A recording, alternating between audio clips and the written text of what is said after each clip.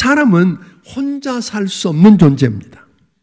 자신이 알게 모르게 도움을 주고 도움을 받으며 살아갈 수밖에 없습니다. 그러므로 우리는 이웃을 사랑해야 합니다. 이웃을 사랑하는 건 결과적으로 자기를 사랑하는 것이 됩니다. 그래서 하나님께서는 은혜를 입고 구속함을 받은 주의 백성들에게 이렇게 행하라고, 이렇게 사는 것이라고 하면서 주신 말씀이 십계명입니다. 예수님께서는 이 십계명을 둘로 요약하셨어요. 마태복음 22장 37절 39절에 보면 첫째는 마음을 다하고 목숨을 다하고 뜻을 다하고 힘을 다하여 주 너희 하나님을 뭐하고? 사랑하고, 하나님 사랑, 마음을 다해서 하나님 사랑하고, 둘째는 내 이웃을 내 자신과 같이 사랑하라 하신 거라고 이야기했습니다. 그렇다면 첫째로 이웃을 어떻게 사랑하는 말일까요? 하나님은 결혼을 보존하고 행복한 가정생활을 확립하는데 특별한 관심을 갖고 계시다는 말입니다. 원리적으로는 부부는 죽음 외에는 헤어질 수 없습니다. 부부는 죽음이 갈라놓기까지 헤어질 수 없다는 것입니다. 결혼과 가정을 지키고 약전 여자의 인권을 보호하기 위해서 우리 주님께서 이야기하셨는데, 다시 말하면 이웃 사랑은 먼 데서부터 시작되는 게 아니라 내 가정, 부부로부터 시작해서 부모와 자식 간에 가정에서 시작된다고 하는 것을 가르쳐 주는 겁니다. 어떤 모양 가난한 자가 있습니다. 그리고 가난한 자가 그냥 살 수가 없으니까 빚을 질 수밖에 없는데, 그래서 돈을 빌리게 되면 빌려주는 채주는 빚을 진 사람이 빚을 갚을 수 있도록, 빚을 갚지 않으면 안 되도록 뭘 잡아요?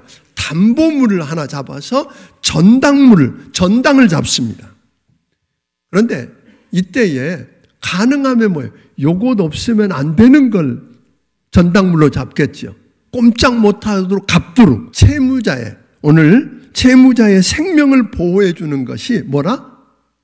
이웃 사랑의 시작이랍니다. 약한 자도 여러분 하나님이 지으신 하나님의 피조물입니다.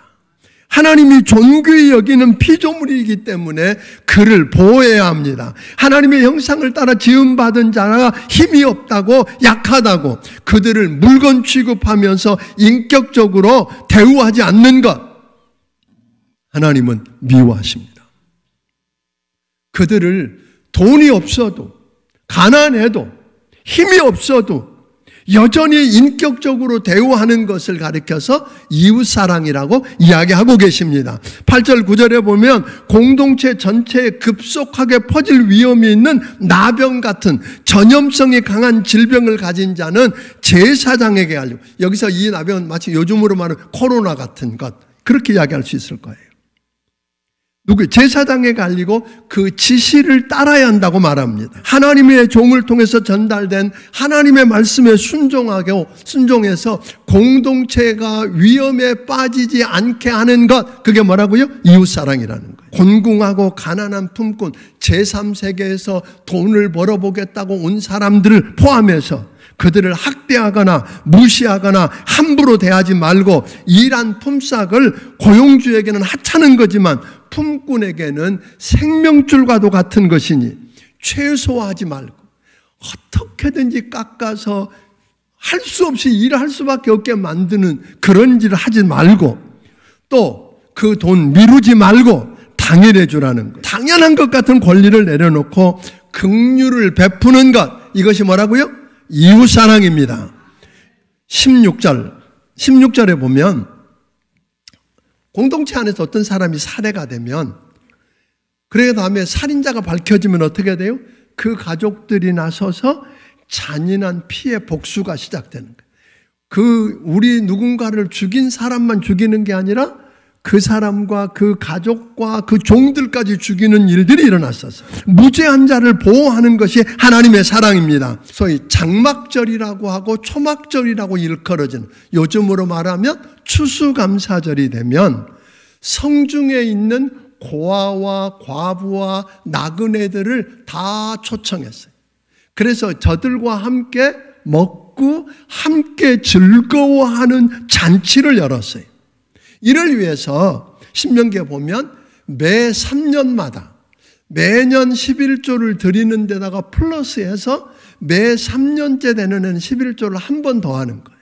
그렇게 해서 그걸 가리켜서 구제의 11조라고 그랬는데, 그렇게 해서 그걸 가지고 객과 고아와 나그네들이, 소위 과부들이 살 수 있도록 도와주었던 것입니다. 두 번째로, 왜 이렇게 이웃을 꼭 섬겨야만 합니까? 우리 하나님께서 크신 팔과 권능의 손으로 저들을 끄집어내셨어요.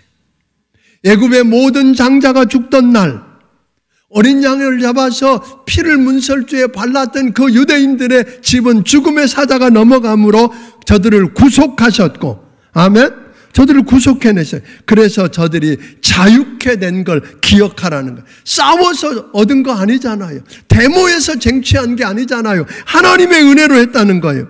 주님 손 놓고는 단 하루도 살 수 없는 광야에서 하나님이, 저들이 농사를 지은 것도 아니잖아요. 샘을 판 것도 아니잖아요. 하나님이 만나와 메추라기로 먹이시고 반석에서 물을 내서 마시게 하시고 구름기둥과 불기둥으로 보호하고 인도하셔서 여기까지 오게 하신 거 뭐하라? 기억하랍니다. 아멘.